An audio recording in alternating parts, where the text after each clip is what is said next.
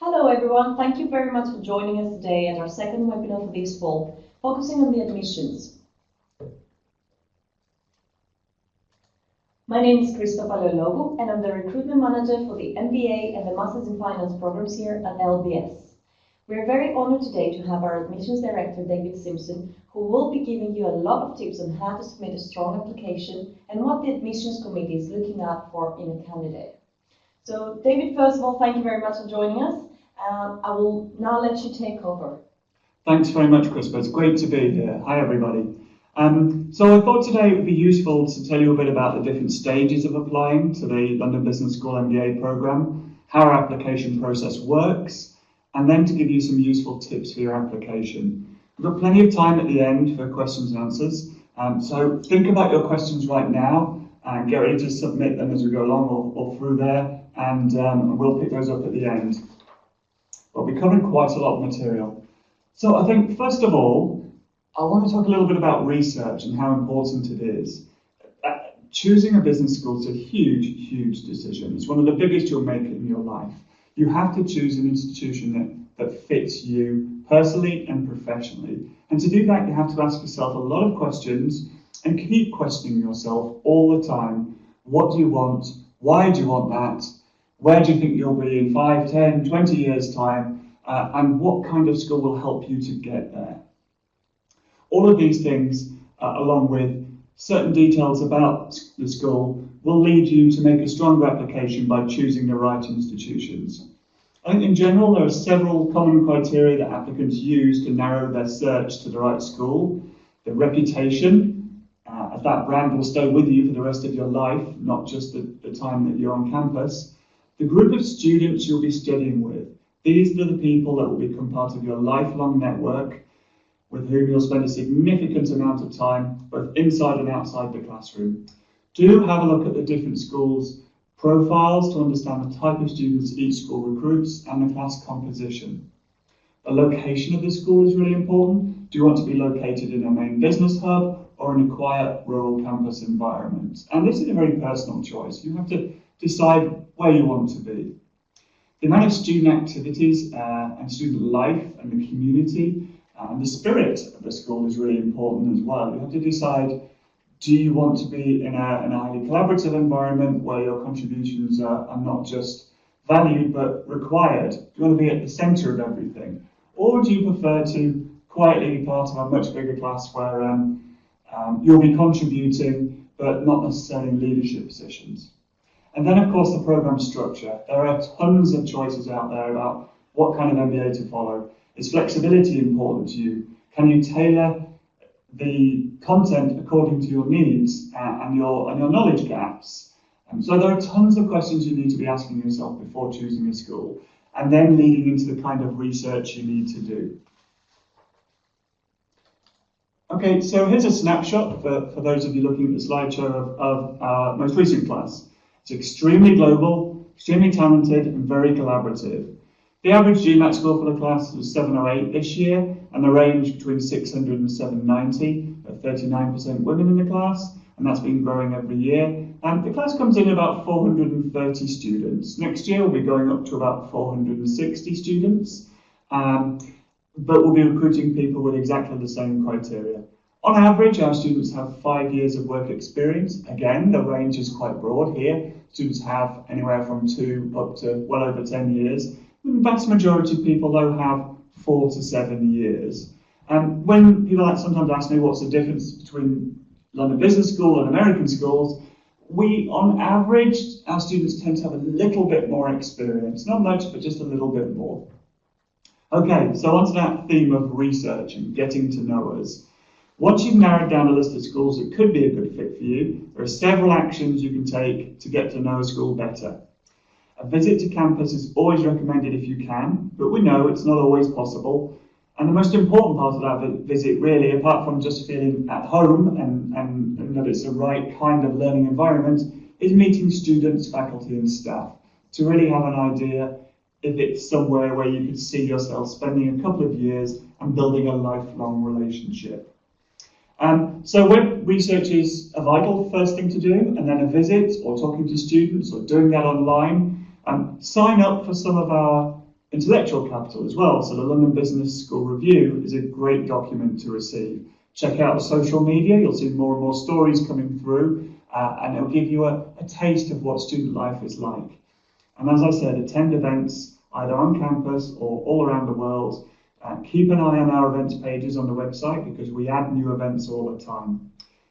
The reason why research is so important is because we want people who want us. So with a good application, it should exhibit that you've done your research and you know what's different about London Business School, what makes us tick, and what we're looking for as well. So through the rest of the presentation, I'll tell you a bit more about what we do, what we're looking for. But before then, let me take you through the process and how you go about submitting an application.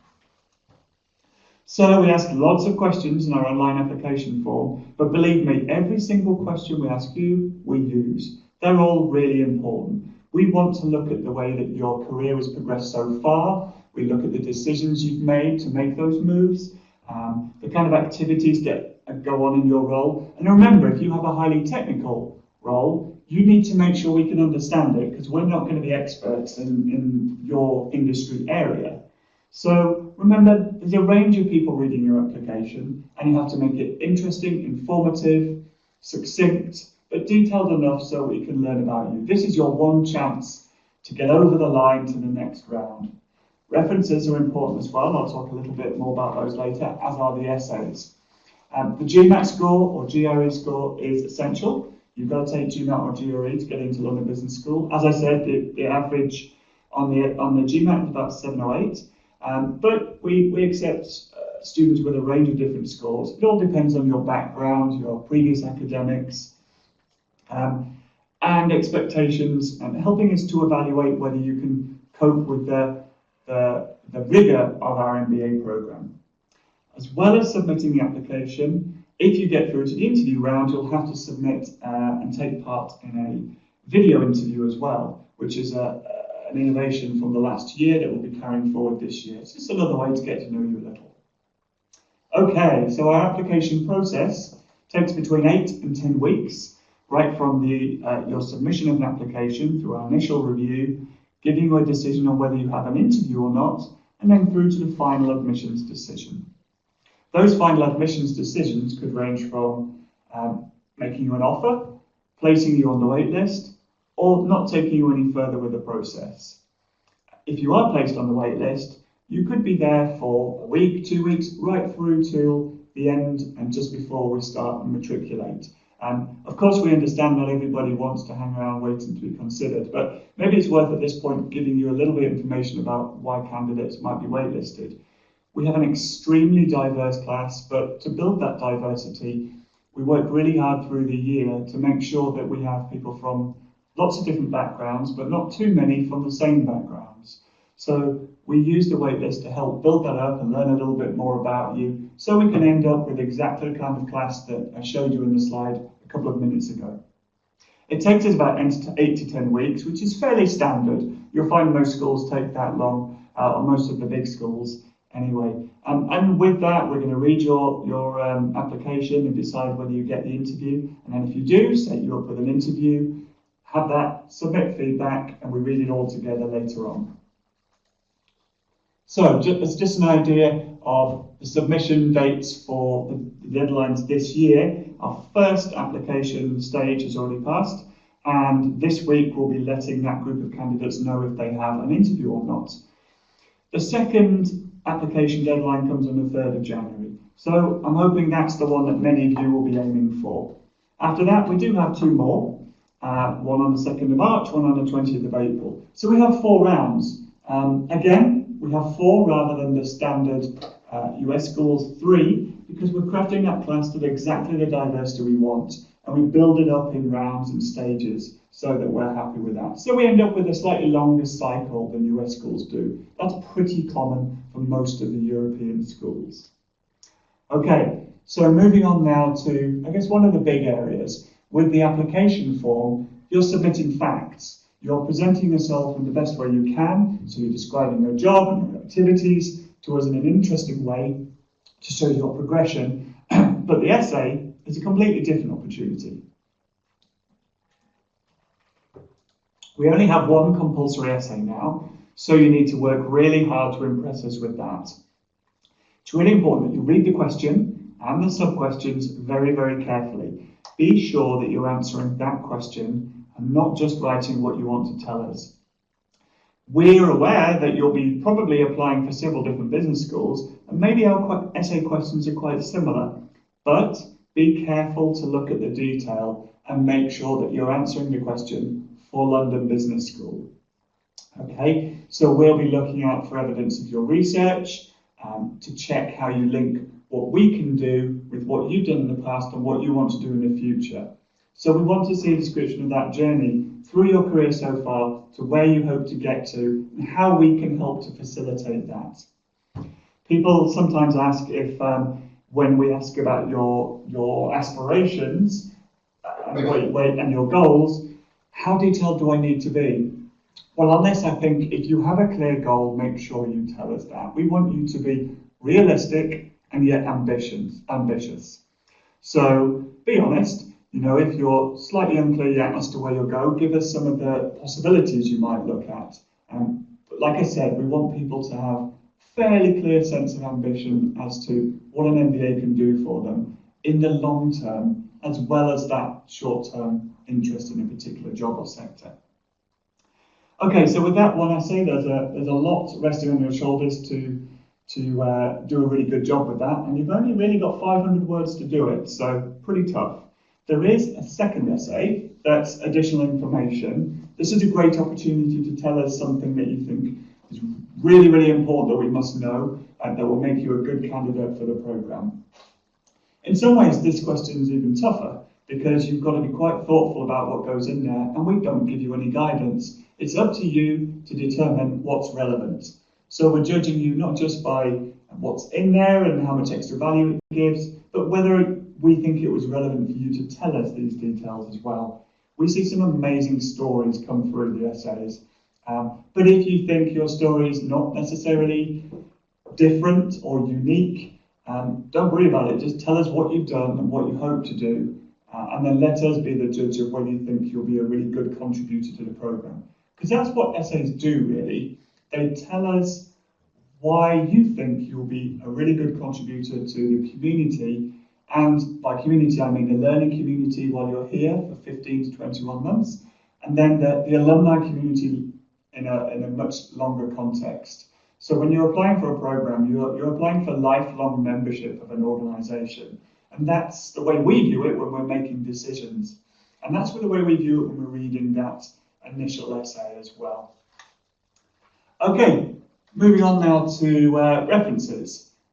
You've probably got lots of questions about these, so do mail them in to us, send them in to us so we can answer any specific ones. But who makes a good referee? Well, the key here is they have to know you well.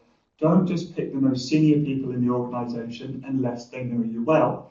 You know, it's quite interesting when we see names of presidents or CEOs coming up, but really the most important thing is that they can tell us about you in your professional capacity on the whole, so that we can gain something from it, rather than just be impressed by a big name. We only accept 2 references, and it's important that they answer the questions we ask them. Make them employment related if you can, your current boss if possible, unless of course you're not telling your company that you're applying, which is quite common, and that's fine. We recognise that you can't use your boss then. In that case, use a previous employer, or perhaps a colleague, or even a supplier, but choose them carefully. Again, you only have 2 chances there, and we do use the references carefully, but they're another important part of the application. Just in terms of weighting, and that's a common question that comes in, what are the weighting of all these different elements of an application? Well, we don't have a formula for that. Everything is important, otherwise we wouldn't use it. It's not like 25% on the essays, 10% on referees or anything like that. It's the whole package. You obviously will look very closely at the things you're excelling at, and then if we have any questions on certain areas, we'll concentrate on those as well. But the way to find out more is to have an interview. So that moves us to the next stage of the application process. And for us, this is a really, really important area. We've chosen for, well, the life of the MBA really, that we use alumni to help interview our candidates. So although myself and colleagues might do some follow-up interviewing to learn a bit more about you, the initial interview, if you're granted one and you get this far, will be with an alum all around the world. So we try and interview you locally, okay, so that alum will know something about your background. They'll know where you grew up, or where you're working now. We often match by the sector you're working in as well, or by the sector you aspire to work in. So if you're an engineer who wants to become a consultant, it's quite likely that we might match you with an alum who is a consultant and knows what it takes to get in, and also knows lots about how LBS helped them to get there. Remember, these people have been through the program, the highs and the lows, so they're also a fantastic source of information for you. So you must prepare some questions to ask them about their time during the program. Research your interviewer thoroughly. You know, it's not hard to research someone these days. Who are they? Where do they work? What's their career been? So make sure you check out LinkedIn or even just Google them. The interview itself might take anywhere from an hour or so, right up to 2 hours plus, depending on how much information they're looking to get out. We will have given them a list of questions that we want to know about you. They could be on a huge range of things, but remember, we will have written those questions after reading your application. They themselves will have lots of questions of their own. So as well as the standard format questions that we asked them to do, they could well take the interview off at different tangents. You have to make sure you know the application that you submitted inside out. So every detail that you put into the essays and the application, be prepared to answer questions on it. Plan carefully the kind of things you think they might be asking you. It's pretty obvious in many cases. It will be about your career, your aspirations, how LBS fits in. They're also going to want to know that you know the school quite well and have done your research. They're very proud of their school. That's why we use them to help us interview. So they're very selective about who they think should be joining the class next. So with that interview, you'll also have to complete a couple of video interview questions as well, separately. That gives us a glimpse of you and how you react to on-the-spot questions. It's quite separate from the alumni interview, and we're very careful how we use it. Some of you will be extremely used to appearing on camera or answering questions on the fly, and are very comfortable and confident with it. Others might not be. It might be new to you. So we are careful to use it in the right context. That's why the alumni interview is so important, because it's a conversation that gives you a chance to warm up and get comfortable and get to know the person you're talking to, that alum interviewer. Okay, so that's quite a bit on the interview. You might well have some other questions for us on that or any other part of the application process. But now I want to go into more of the sort of softer focus requirements. So other than the things we've asked you to contribute, what are we looking for in individuals?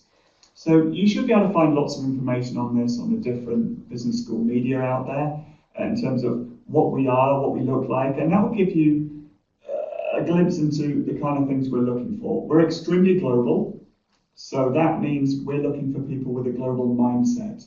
What do I mean by that? Well, I mean people who are really passionate to learn from others who have a different background to them. And that has to be quite an important criteria for you in your selection of schools. It's also quite a tough thing to do, actually. You know, we put you in study groups where you'll be the only person from your sector and probably the only person from your country. That means you don't have too much in common with those people through that study group. That's hard work.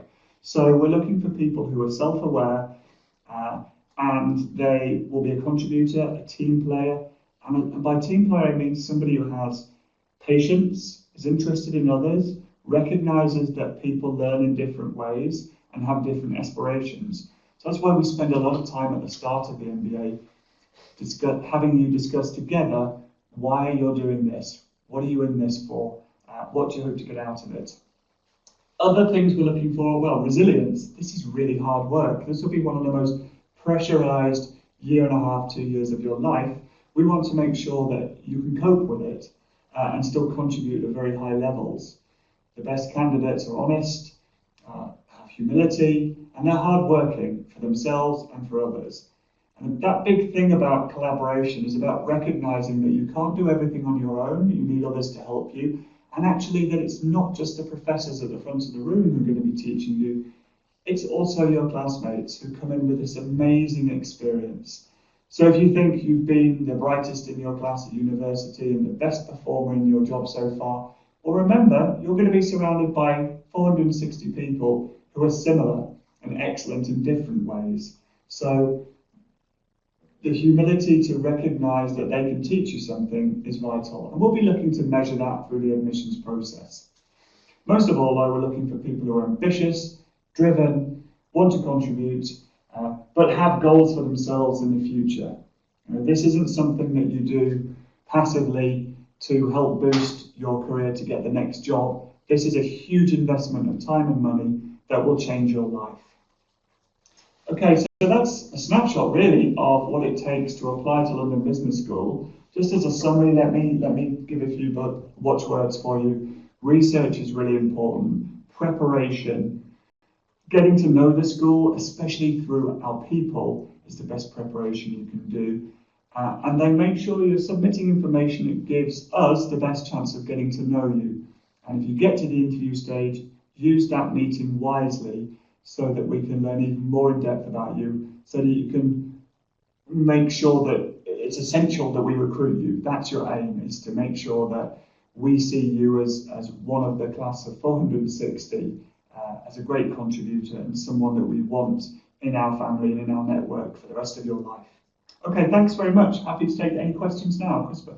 So just to give some breathing space to David, have some water and everything, I will say that any personal questions you might have for your profile specifically, you can email us at mba@london.edu. We're not going to answer any personal questions today at the webinar.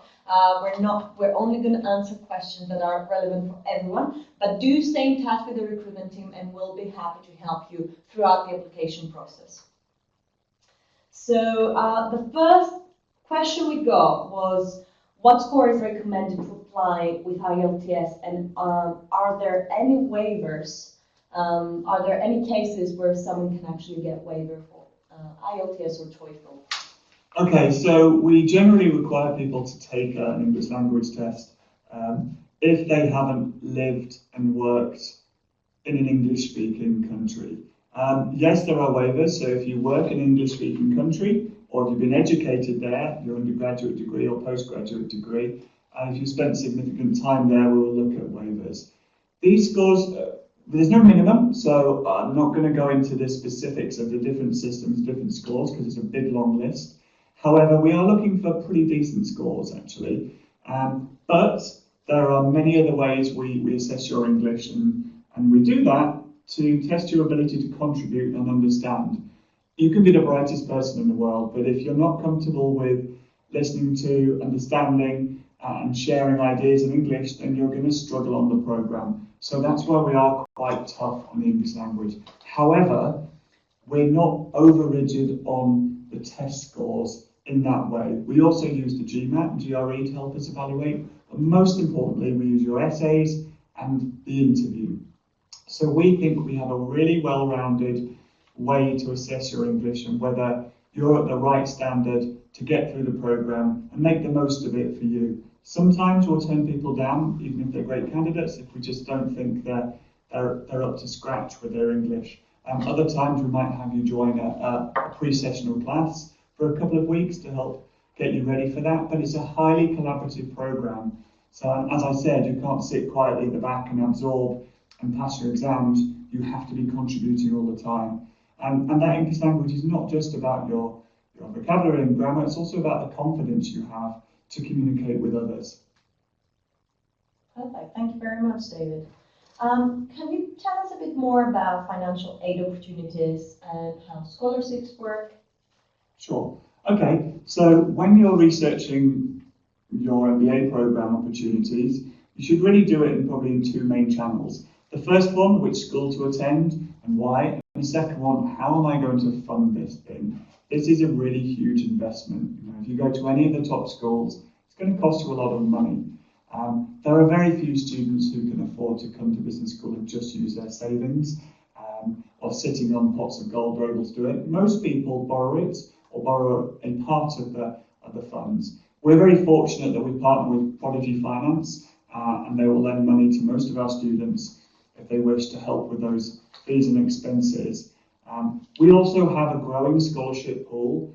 These are made up of awards that are for general excellence, and we use your application and interview performance to help us assess really good candidates. So it's the same set of criteria as the admissions criteria, just extended beyond that. But what we do with our scholarships, we have that big pool that are just for general excellence that we award at a discretionary level. So when we make you an offer, we may also make you a scholarship. And then we have other specialised scholarships that are either focused on your employment sector, like there's a healthcare scholarship, engineering scholarships, one for people from luxury and retail, entrepreneurship scholarship, finance, you name it, a very long list of professional backgrounds. We also have them for people from different regions as well. So some very specific, Swedish scholarship, an Israeli scholarship, but others that are more based on regions. So a couple of Africa scholarships as well, and even British scholarships. You know, the Brits on our program are an underrepresented group. We'd love more of them to apply, so there are some scholarships there for Brits as well. In terms of applying for scholarships, one or two of them require an application, but most of them don't. We'll assess you on the information we have. There are one or two external corporate scholarships, like the Nestle scholarship, or the Vodafone Foundation scholarship, where we need a bit more information or an essay from you, but we'll tell you about that during the process.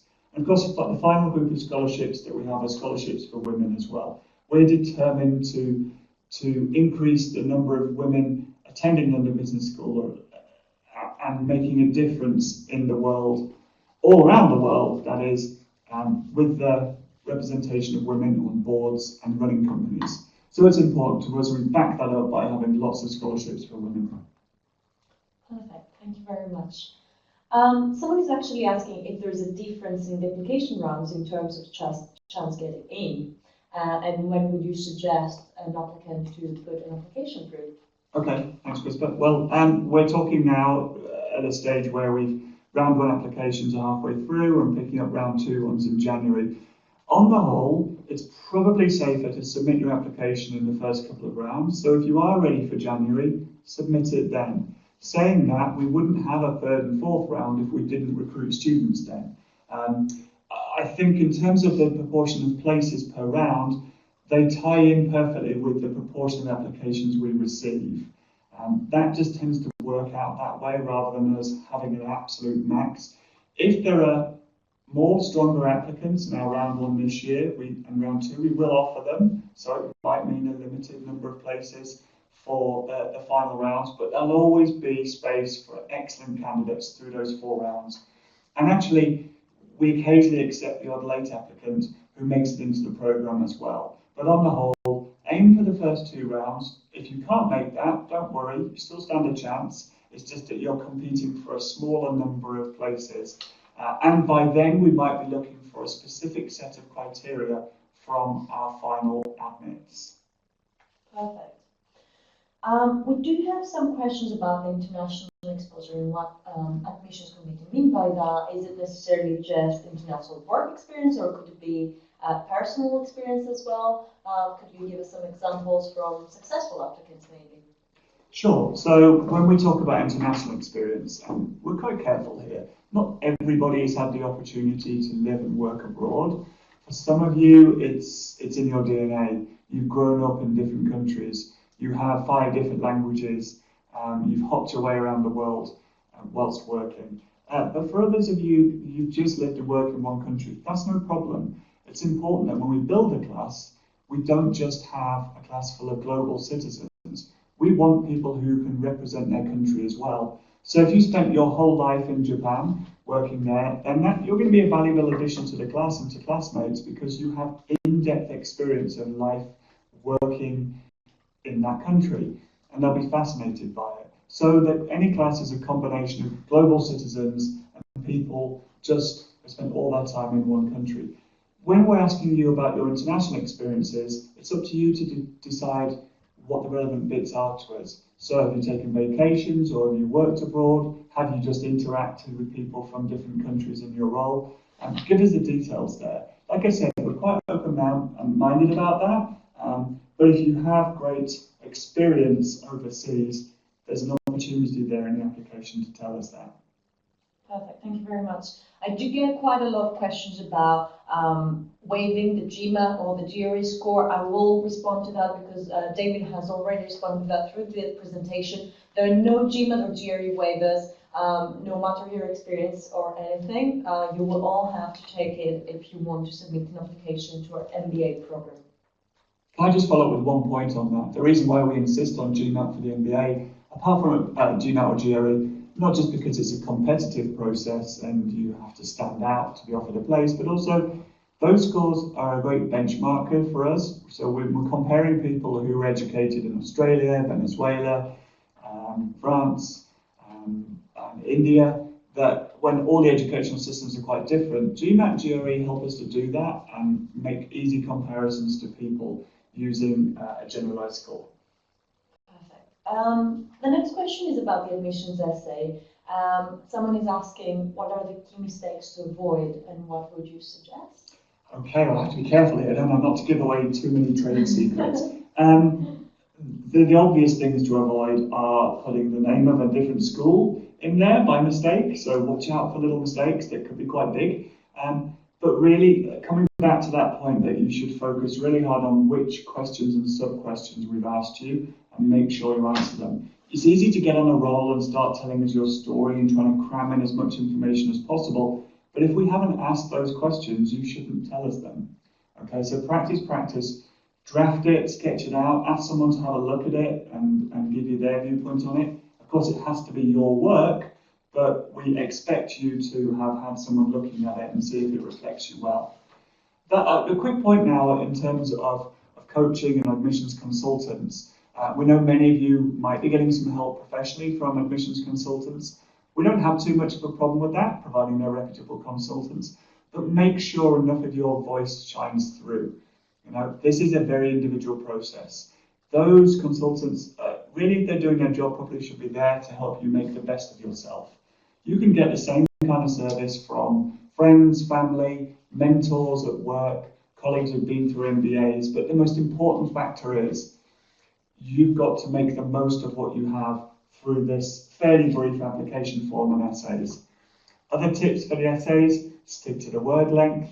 You know, if you go well over, it's not going to impress us. The same for not taking the opportunity to use all of the word length allowance there.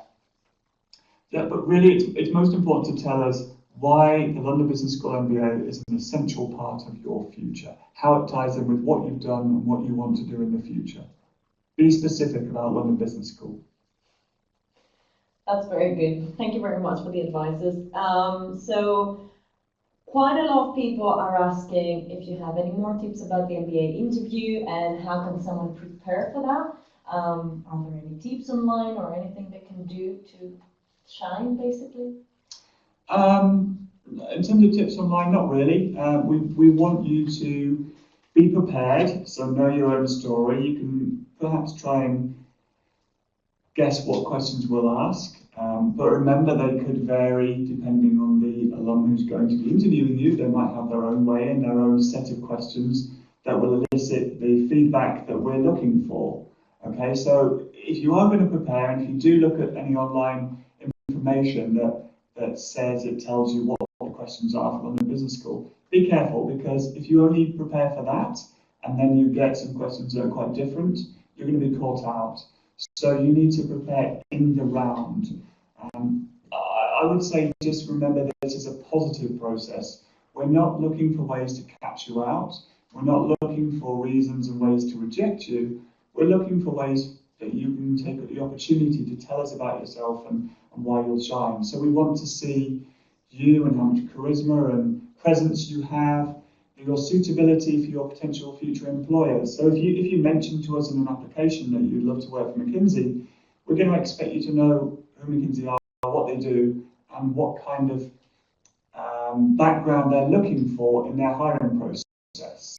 You know, so if you don't mention specific companies, then you don't have to be that specific, but we'll find other things to test you around. So your research is not just about you, it's about your aspirations as well. Like I said, we we want you to be ambitious but realistic. So if you are looking to make a huge career change and perhaps a locational change as well, we need to see from you what steps you might take to get there, or do you expect to do the whole thing in one bounce through the MBA? So investigating the different employment routes you might take is just as important as investigating the school and what we do. There's no good just parroting back the facts that we give you in our website in terms of what you might enjoy most about the program. The important bit will be linking in why those parts of the program are important to you, what they'll give you, and how that'll help you towards your aspirations. So learning everything you can about London Business School is not necessarily going to be the right move. Learning everything you can about yourself is much more useful. Perfect, thank you very much, David. Quite a lot of questions are asking, where do your students come from and where do they go afterwards? Do they stay in London? Do they go back to where they came from? Okay, so in terms of employment locations, it changes year by year depending on people's where people want to head off to. So one year we might have more people who would like to stay in London, and the next year we might have more people who want to return home or go off to a third country. Well, half the class will stay in London, and I think for most people who want to, there are opportunities there. Of course, you have to make it happen in terms of what kind of role you want to play. You might need some flexibility in what kind of role or sector you'll do if location is your number one factor. For most people, though, it's a combination of location and the role in company and sector. And you have to weigh up which of those are most important to you.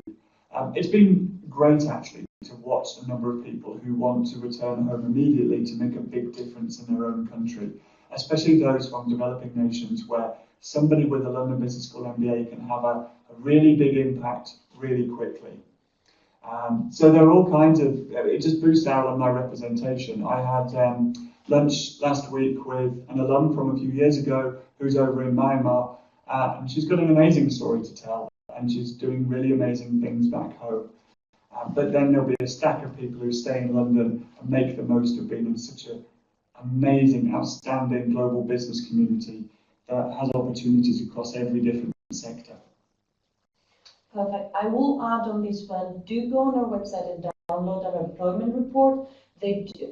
Our employment report has all these statistics with which industries our students are coming from and which industries they're going to, location as well. So it is really important to actually see all those statistics, and I would really recommend you download that.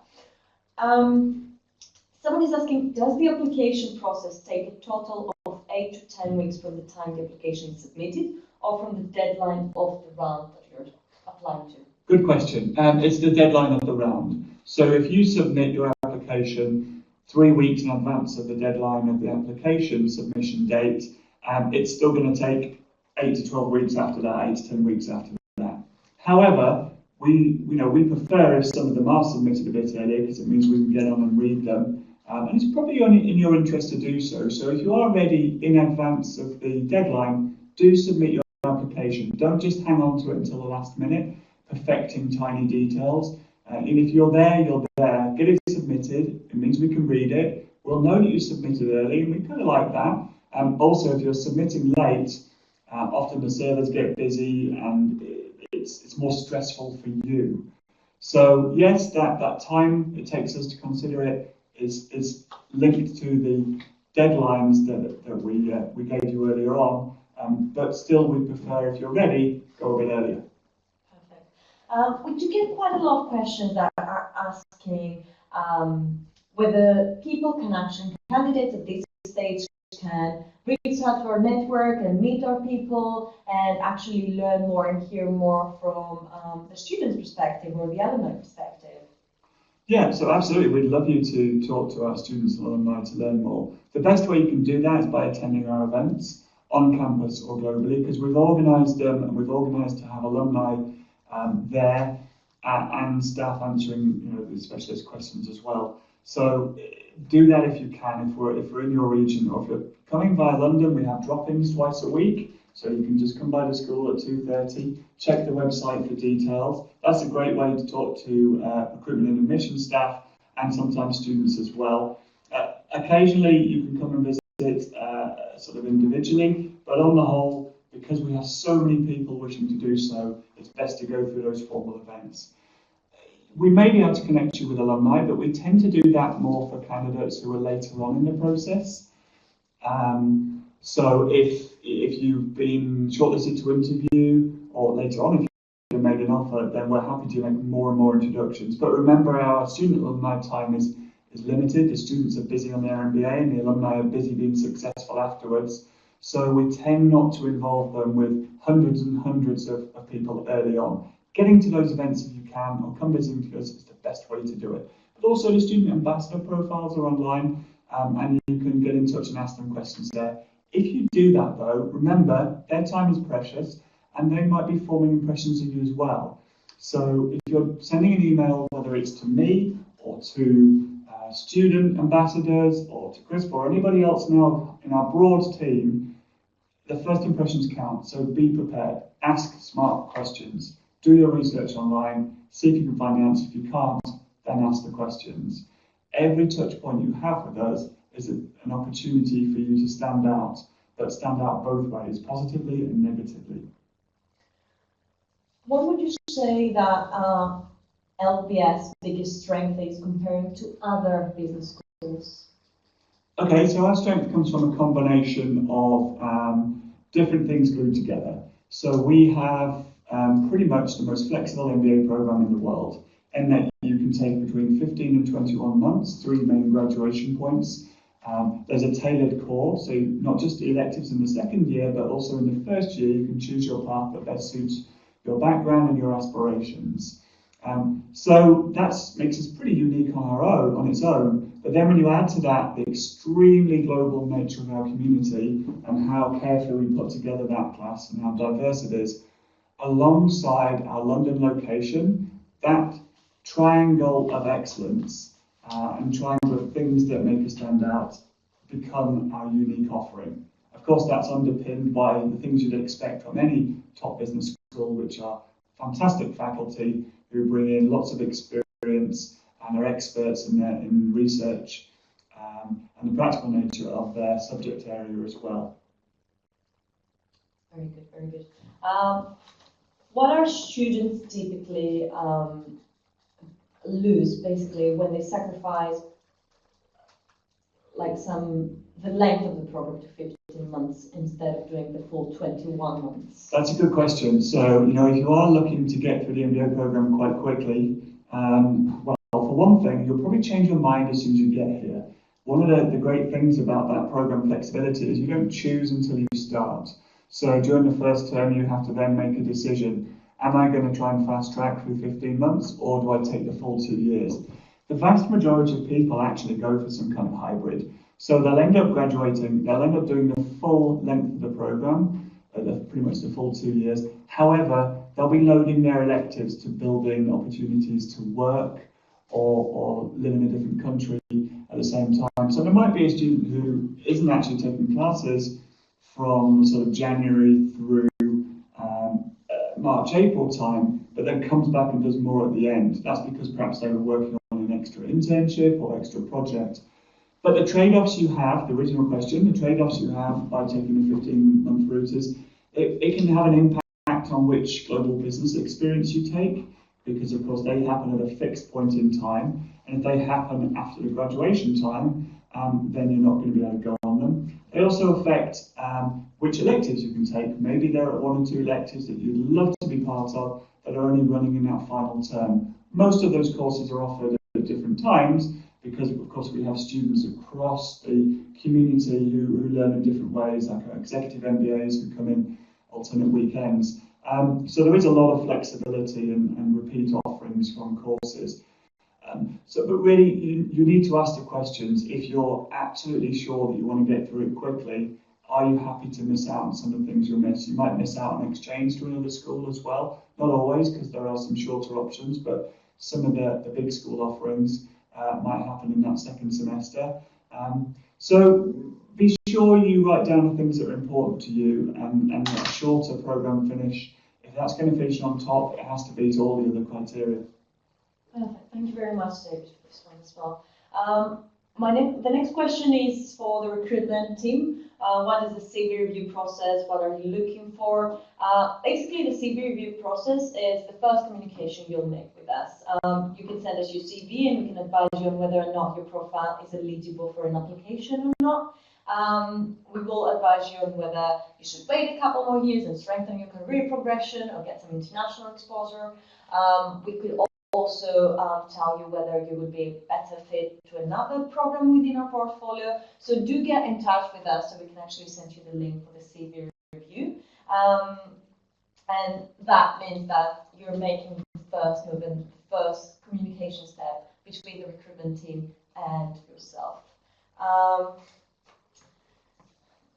We have a question about Brexit and how that will affect or has already affected the MBA. David, we would really appreciate if you can touch a bit upon that. Sure. Okay, so I mean, this is a question that might be on lots of your lips, thinking about Brexit and how will it impact London Business School or being a student at London Business School. To some extent, we don't know yet because it hasn't happened. The country is still planning for it.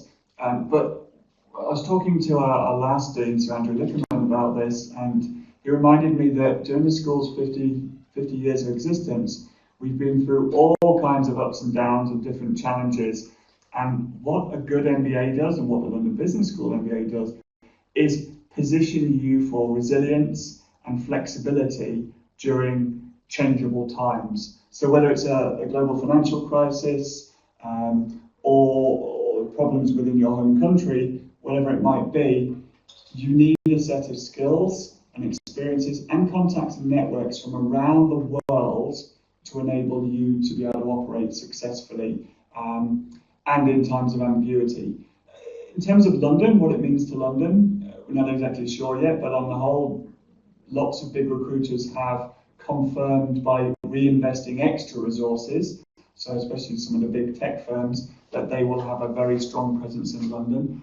And we expect that across all sectors, there will be a very strong presence.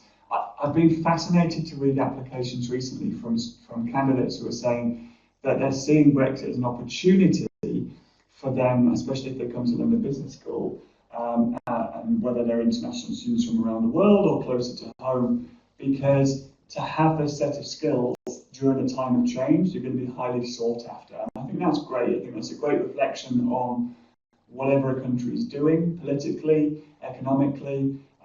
You need to stand out more and more. And so having a global network and a set of specific skills that enable you to cope with that and make the most of things, or build new deals where new deals need to happen, will really set you aside. So it's an interesting time to watch. Applications are still on the rise, so we're feeling pretty comfortable about it. But it is a watch and wait situation. One last question, I think, for today. I do get that question quite a lot on the road as well. Will the alums that are actually interviewing us have access to a complete application? Okay, so yes, I think some schools do blind interviewing where they don't submit the data that you gave, your application, essays and things to the alum. It's just a separate conversation. We don't take that route. They have everything we've had. They have the application form, the references and everything. So they have the full picture of who you are, what you want to do, and why you think London Business School can help you on that journey. And for us, that means that they can spend the quality time digging into the detail rather than going over the stories and having to explain everything that's in the application. We can consider that that's been read and they know enough about you, and then focus on everything on top of that. Of course, alum have spent different amounts of time reading it, and they might want you to reiterate it or focus in on some of the things you wrote. But on the whole, they just need enough to know about what you've done and what you hope to do, and take the conversation from there. So yes, they will have read what we've read back in the admissions office. Perfect. Thank you very much, David. Thanks very much, everyone, for joining. As I said, if we haven't covered any personal questions about your profile specifically, do stay in touch with us, the recruitment team at mba@london.edu. We will be looking forward to your questions, and we'll be happy to answer any personal profile questions, such as, I have this X years of work experience, am I eligible to apply? And that's where the CV review comes in.